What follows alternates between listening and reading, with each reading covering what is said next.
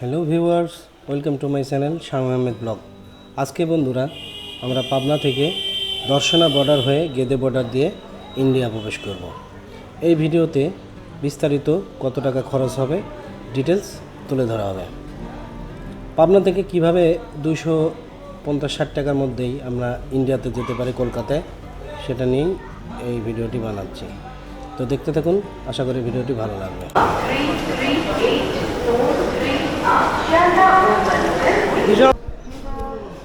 Hello বন্ধুরা, আজকে সকালে বের হলাম। আজকে এই যে কলকাতার উদ্দেশ্যে ইন্ডিয়াতে যাব। আর এই মুহূর্তে আমি আছি ঈশ্বরদী জংশনে। আমাদের যে সাগরদাড়ি এক্সপ্রেস ট্রেন দর্শনা হল্টের উদ্দেশ্যে ছেড়ে যাবে, সেই ট্রেন এখন বাজে 6:30। 7:20 এই ট্রেন এখানে আসবে ঈশ্বরদী। আর এই হচ্ছে ভোরের ঈশ্বরদী জংশন। আমরা 4 জন যাচ্ছি আজকে ইন্ডিয়াতে।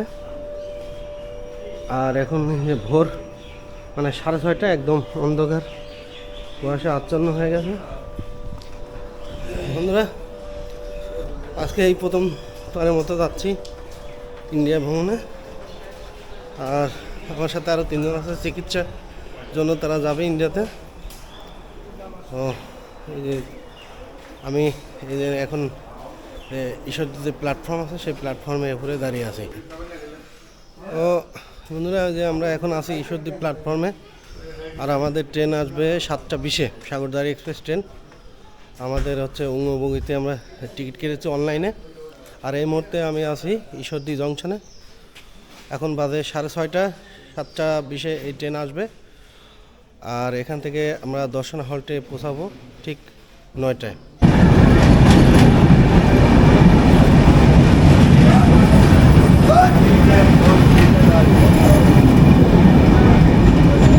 আমাদের ট্রেন সাগরদাড়ি এক্সপ্রেস ইতিমধ্যেই চলে এসেছে।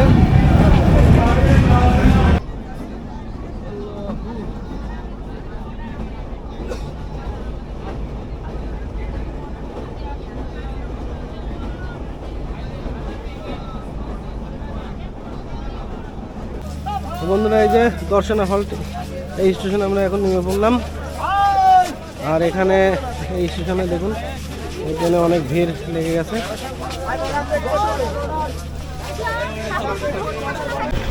আমরা ফাইনালি ট্রেন থেকে নেমে যে ভ্যান নিয়ে এখান থেকে 20 টাকা করে ভাড়া এখন বর্ডারের উদ্দেশ্যে রওনা দিয়েছি।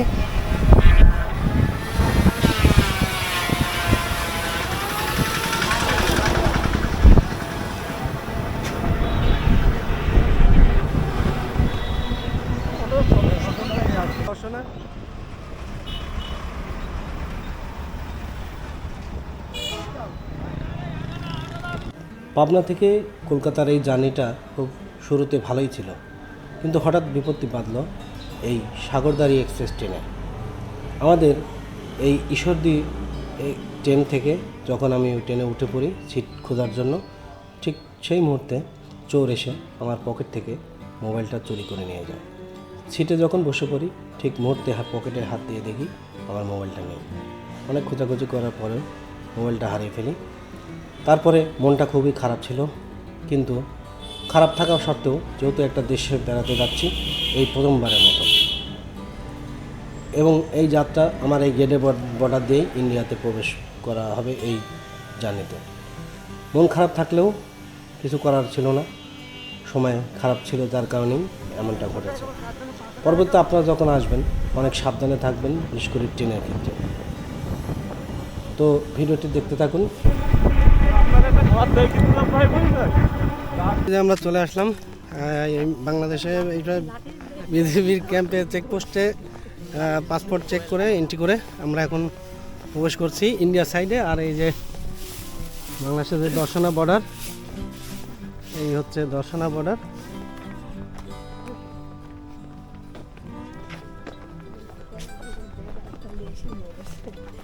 আমরা 4 জন যাচ্ছি ইন্ডিয়ায়। এই যে আমার পিছনে দেখছেন জুয়েল, ওর একটু একটা ডাক্তারকে দেখাতে হবে চেক আপের জন্য। আমরা ইন্ডিয়ার দিকে যাচ্ছি।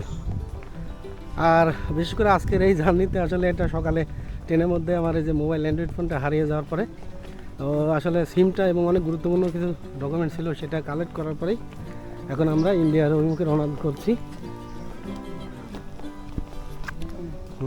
থেকে একটা ভ্যান রিজার্ভ করে নিলাম 150 টাকা করে। আর এই হচ্ছে আমরা এখন বাংলাদেশ থেকে রওনা দিয়ে দিলাম।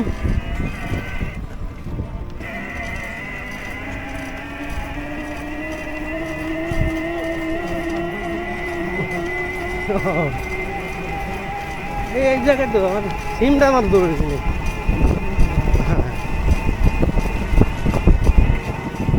এই যে এই পাশে দেখছেন এটা ইন্ডিয়া সাইড, আর আমরা এখন যাচ্ছি গেদে বর্ডারে। ইতিমধ্যেই আমরা দর্শনা বর্ডারে ইমিগ্রেশন শেষ করে পাসপোর্টের ছিল নিয়ে আমরা একটি ভ্যান নিয়ে রওনা দিলাম গেদে বর্ডারের উদ্দেশ্যে। ইতিমধ্যেই আমরা নোম্যান্স ল্যান্ডে পৌঁছে গেছি। এটা ভারত এবং বাংলাদেশের সীমানা। তার কাটার বেড়া দেখছেন এবং আশেপাশের যে জমিগুলো দেখছেন এগুলো সবই ভারতের। অনেক মনে কষ্ট নিয়েও তবু এই ভালো লাগাটা কাজ করছিল। একই মাটি কিন্তু ভাগ হয়ে গেছে একটা কাঁটাতারের কারণে। একই ভাষা একই মাটি, আজকে আমরা প্রবেশ করছি ইন্ডিয়ার দিকে। মনের মধ্যে একটা অন্যরকম উৎফুল্ল নিয়ে রওনা দিয়ে দিলাম কলকাতার উদ্দেশ্যে।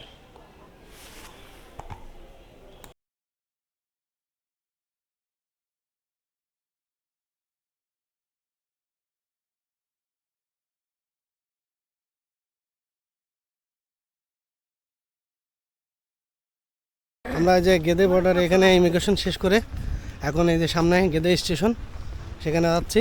আর এই যে সামনে ট্রেন দাঁড়িয়ে আছে।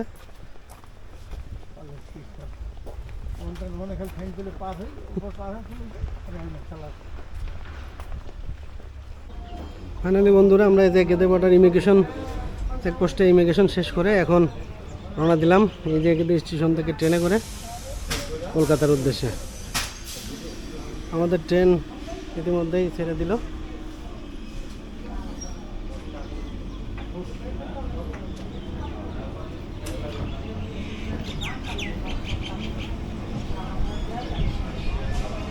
এখন আসলে লাঞ্চ টাইম, কিন্তু লাঞ্চ করার সময় পাইলাম না, কলকাতায় গিয়েই খেতে হবে।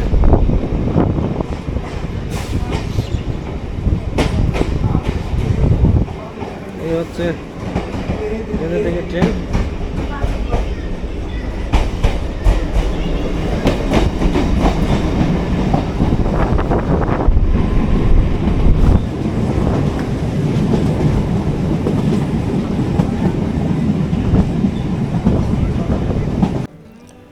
গেদে বর্ডার থেকে ইমিগ্রেশন, পাসপোর্ট ছিল সব মেরে আমি উঠে পড়লাম গেদে লোকাল ট্রেনে। আর এই ট্রেনের ভাড়া মাত্র 30 রুপিয়া। আশেপাশে আমি ট্রেনের দরজার সামনে দাঁড়িয়ে দেখছি, উপভোগ করছি বাংলাদেশ এবং কলকাতার যে ডিফারেন্সটা। আসলে কোনো ডিফারেন্সই নেই, শুধু এই ডিফারেন্স একটাই, মাঝখানে একটা কাঁটাতার। একই পানি, একই আবহাওয়া, একই গাছপালা, একই পরিবেশ।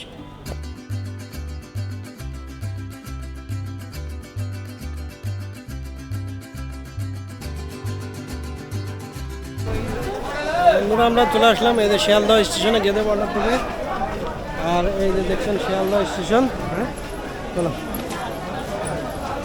এই চলো চলো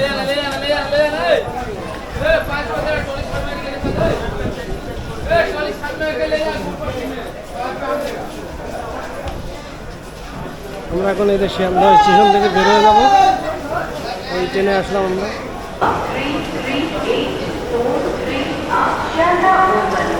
বিশাল বড় স্টেশন এই শিয়ালদহ। আমরা চলে আসলাম ইতিমধ্যেই। আর এখান থেকে আমরা বের হয়ে একটা ট্যাক্সি নিয়ে সোজা চলে যাবো মার্কেট স্ট্রিট। আর দেখছেন আমার জীবনে প্রথম এই ইন্ডিয়াতে আসা, কলকাতার এই শিয়ালদহ।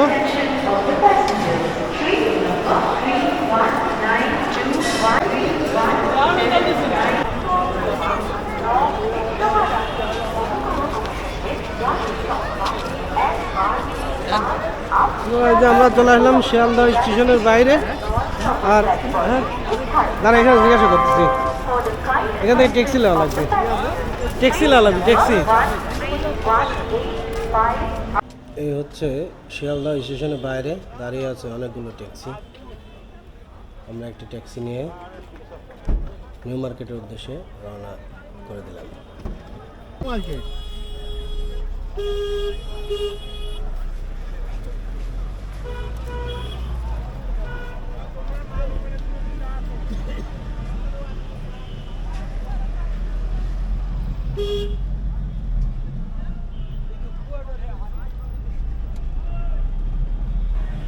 আমাদের ট্যাক্সি শিয়ালদহ স্টেশন থেকে যাত্রা শুরু করে দিল। আর এই যে দেখছেন রাতের কলকাতা সিটি, এখনও জেগে আছে এই রাতের কলকাতা সিটি, অনেক ব্যস্ততম একটা কলকাতা সিটি। হলুদ ট্যাক্সি শহর, দেখতে খুবই ভালো লাগছে। প্রথমবারের মতো নিজ চোখে দেখছি এই কলকাতার সিটি।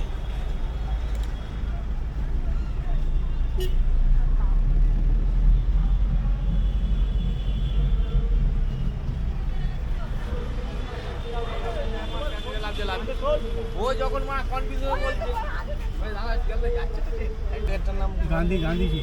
গান্ধীজি মোড়। হ্যাঁ, এটা শিয়ালদা মোড় হলো। ও আচ্ছা, শিয়ালদহ মোড়।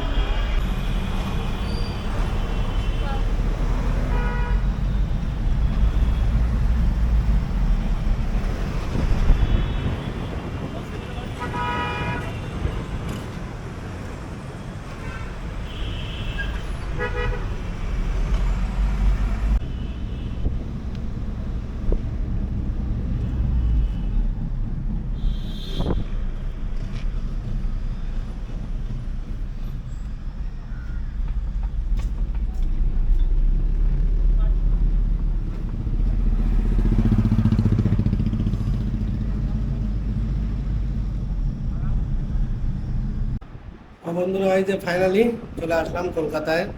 আর আমি এই যে কলকাতায় এসে শিয়ালদহ স্টেশন নেমে সেখান থেকে ট্যাক্সি নিয়ে এসেছিলাম। এই যে একটা হোটেল ঠিক করেছি, এটা সম্ভবত নিউ মার্কেট ক্লক টাওয়ারের পাশেই। আর এটা আমাদের হোটেল, দুইটা রুম নেওয়া হয়েছে, 1500 টাকা করে ভাড়া। আর এই হোটেলের এখানে একটা টিভি রয়েছে, একটা বেড,